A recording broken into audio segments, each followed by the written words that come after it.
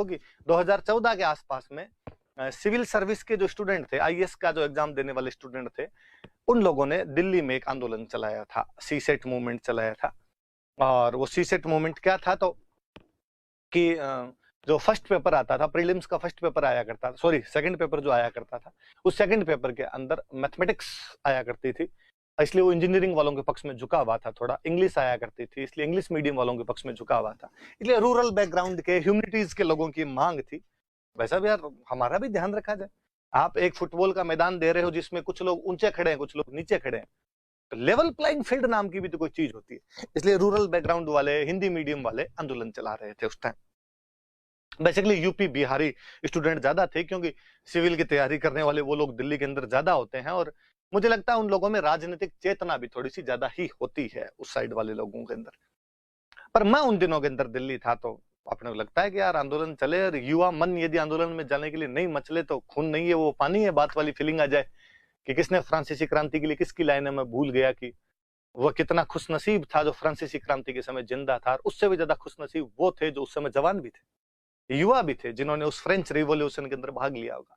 तो अपने भी उसके अंदर जाया करते थे। स्टूडेंट मूवमेंट होते हैं तो गिरफ्तारियां भी दो, तो मुझे याद है एक बार हम गिरफ्तारी दी कुछ लोगों ने, और पार्लियामेंट स्ट्रीट थाना पड़ता है दिल्ली के अंदर, वहां पे रात रात रुके थे, थाने के अंदर रुक गए जाके। वहां पर जब बैठे थे तो योगेंद्र यादव, जो ये आम आदमी पार्टी में पहले नेता हुआ करते थे, बाद में अपनी स्वराज इंडिया नाम की पार्टी बना रखी है, अब किसान आंदोलनों में भी आप उनके देखते रहते हो, वो हमारे नेता थे। उस दिन गिरफ्तारी के टाइम में उनके नेतृत्व में हम गिरफ्तारी दे रहे थे। तो रात को वहां बैठे हुए थे, तो बात आई कि भाई क्या किया जाना चाहिए और आगे आंदोलन को कैसे बढ़ाया जाए। सरकार तो नहीं मान रही बात अपनी, ज्ञापन दे दिए, आंदोलन कर लिए, और कोई तरीका हो तो यूपी बिहार वाले बोले कि अब तो एक ही तरीका बचा है, चक्का जाम करना पड़ेगा, ब्लॉक कर देंगे सब कुछ। यूपी बिहार वालों के लफड़ा है, उनसे ओ नहीं बोले जाते, डॉक्टर ब्लॉक ये होते हैं तो ब्लॉक ही बोलेंगे, ऑप्शन नहीं ऑप्शन ही बोलेंगे। तो अब तो ब्लॉक कर देंगे हम सब कुछ। तो क्या कौन ब्लॉक करेगा। तो उस समय इस बार वो चुनाव हार गए। बिहार में एक पार्टी है जन अधिकार मोर्चा, उसके नेता है पप्पू यादव, वो हमारे आंदोलन में एक्टिवली पार्टिसिपेट कर रहे थे। उस टाइम वो थाने में हमारे साथ थे, रात के 2-2:30 बजे की आसपास की बात है, वो आए थे। वो और उनकी वाइफ दोनों 2014 में जीते हुए थे।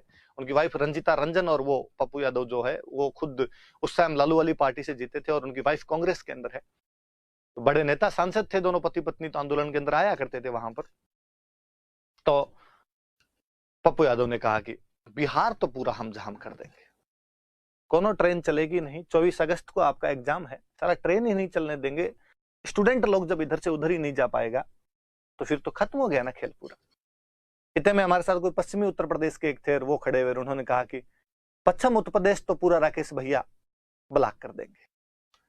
राकेश भैया कौन, तो आप किसान आंदोलन के अंदर जो एक बड़े नेता देख रहे हैं राकेश टिकैत, ये हमसे 2-3 दिन पहले ही मिलके गए थे। उस आंदोलन के दौरान हमें आम दे के गए थे अपने खेतों के। तो इन्होंने कहा भी था कि मेरे लायक कोई सेवा हो तो बता देना। तो उनको याद है कि पश्चिम उत्तर प्रदेश, तो उत्तर प्रदेश नहीं बोला जाता, उत्तर प्रदेश ही बोलेंगे, उत्तर प्रदेश तो पूरा राकेश टिकैत है वो कर देंगे। ठीक है, यूपी बिहार 2 बड़े स्टेट आप बंद करवा रहे हो, और कौन सा स्टेट बंद करवाया जाए, तो राजस्थान भी तो बंद करवाइए। अब राजस्थान का उस दिन वहां पर एक बंदा मैं ही था, एक योगेंद्र जी मान सकते हैं आप। योगेंद्र जी की पूरी एजुकेशन अपने गंगानगर से हुई है, उनकी बीएससी गंगानगर से की हुई है। और योगेंद्र जी इसलिए मेरा थोड़ा यूं रखते भी थे हमेशा कि भाई ये अपने राजस्थान का बंदा है। तो हम 2 ही थे ले दे के, मैं स्टूडेंट मान लो पूरा, वो नेता मान लो। और सबकी नजर मेरी तरफ उठी कि राजूर भाई अब राजस्थान तो बंद करवाना पड़ेगा। ना ना ना ना ना, शांति प्रिय लोग है, देखो ये चक्का जाम टाइप वाली बातें आपकी साइड में होती होगी, हम ऐसी बातें नहीं करते। मैंने ऐसा कोई आंदोलन देखा भी नहीं हमारे जिसके अंदर ऐसा ये बंद हो जाता हो। इतने में एक हमारे झारखंड के नेता हुआ करते थे, वो बोले कितना झूठ बोलते हैं राजवीरा, कैसे नहीं हुआ, ये राजस्थान ने तो सिखाया है कि चक्का जाम कैसे किए थे। अब मेरे दिमाग में नहीं आया कि यार राजस्थान ने कैसे सिखा दिया होगा। नहीं नहीं ऐसी बात नहीं है, हमारे ऐसा कुछ भी नहीं हुआ है। का नहीं, हम अभी पता लगाते हैं। तुम्हारे तो एक नेता है जिनका काम ही चक्का जाम करना है, और वो कभी जब जी में आता है तब चक्का जाम कर देते हैं। मैं यार कौन नेता है ऐसा, कौन कर देता है। मेरे दिमाग में सारे घूम गए उस टाइम जो बड़े बड़े नेता थे अपने।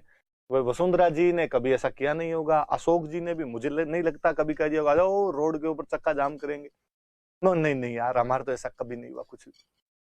साइड में गए, 2-2:30 बजे उन्होंने अपने किसी राजस्थान के दोस्त को फोन करके जगाया, उससे पूछा कि वो कौन नेता है जो तुम्हारे ऐसे ऐसे कर देता है। उधर से नाम सुनकर मुझे कहा कि हम बताएं कौन है जो पूरा राजस्थान बंद कर सकता है। मैं हाँ, कि कर्नल किरोड़ी सिंह बैंसला बंद कर सकते हैं। अब तो मेरे दिमाग में हाथों हाथ आ रहे मगर ये कर्नल साहब का नाम ले रहे थे और अपने दिमाग से आउट हो गया। और मुझे लगता है अपने पश्चिमी राजस्थान के हैं तो इधर यार ध्यान गया नहीं इतने बड़े नेता पर मैंने उनको फिर कहा कि कर्नल साहब को जैसे आप समझ रहे हो वैसे आदमी नहीं है कि यूं कोई अराजक तत्व थोड़ी है जो उठ के कभी आए और आके कदे कि लो साहब कर दें। उनकी एक वाजिब मांग है, अपनी कुछ समस्याएं हैं, उनको लेकर उनका आंदोलन चलता है और वो लोग करते हैं। पर उस दिन मुझे एक एहसास हुआ, हालांकि उन्होंने मेरी बात को पूरा यूं इग्नोर मारा, उन्होंने कहा कि तुम नहीं हम करवा लेंगे, पर मुझे एहसास हुआ कि यार कर्नल साहब कितने फेमस हो गए, कितने लोग उनको बाहर जानते हैं। ये तो उनका एक पॉलिटिकल सिस्टम था, हम उनसे सहमत हो सकते हैं, असहमत हो सकते हैं, कई बात है। मैंने भी बीच में साल भर पहले जब लॉकडाउन नहीं लगा था उससे पहले मैंने अखबार के अंदर एक दिन कहीं पढ़ा था, आंदोलन गुर्जरों वाला आपने देखते हैं कि लंबे समय से चला आ रहा है, कभी सरकार मांगे मानती है नहीं मानती, खूब सारे उसमें दांव पेंच लगे रहते हैं, कभी कोर्ट के अंदर फंस जाता है। बीच में भी कर्नल साहब का एक स्टेटमेंट था, अखबार वालों ने ऐसा लिखा था, दिया ही होगा उन्होंने, कि अब गुर्जर समाज को सामाजिक सुधारों की तरफ भी ध्यान देना चाहिए।